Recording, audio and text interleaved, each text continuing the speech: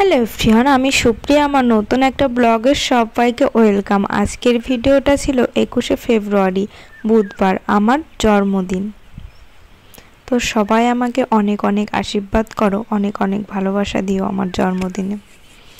তো নিজের জন্মদিনটা কিভাবে কাটালাম সেগুলোই তোমাদের সাথে আজকে শেয়ার করছি।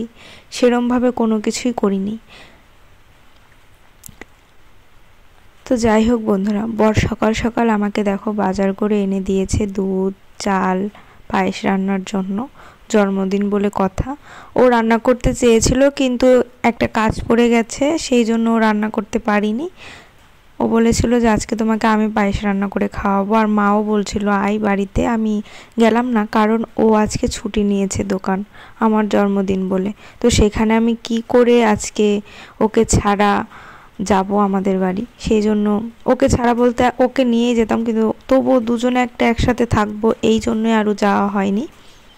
তো তারপরে মাংস রান্না করা হয়ে গেছে, খাওয়া দাওয়া হয়ে গেছে। আর এটা সন্ধ্যাবেলায় আমাদের বাড়ি যে দুজনে মিলে গেলাম, বাজারে গিয়েছিলাম, একটু খাওয়া দাওয়া করেছি, দুজনে মিলে সময় কাটিয়েছি।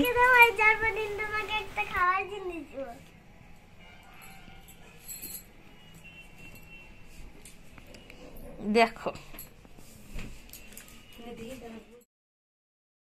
তোমরা দেখতেই পেলে বুনু আমাকে জন্মদিন বলে একটা কলা গিফট করলো আর কি, খাওয়ার জন্য।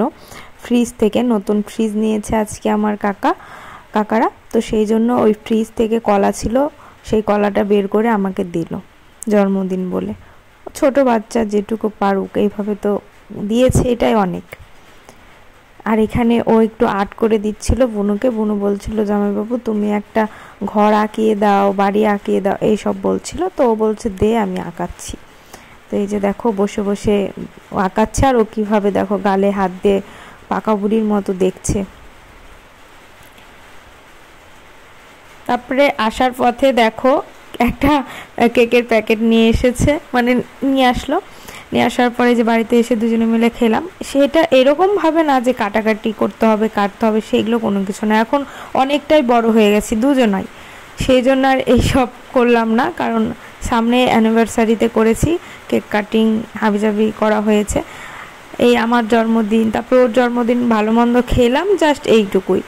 এরকম না যে বড় করে কেক আনতে হবে, বড় করে সেলিব্রেশন করতে হবে, এইসব কোনো কিছুই না। আর ভিডিওটা আমি এখন এডিট করছি, আজকের বারটা ছিল বৃহস্পতিবার, এখন বাজে 8টা 25, রাত্রেবেলা বৃষ্টি হচ্ছে খুব জোরে।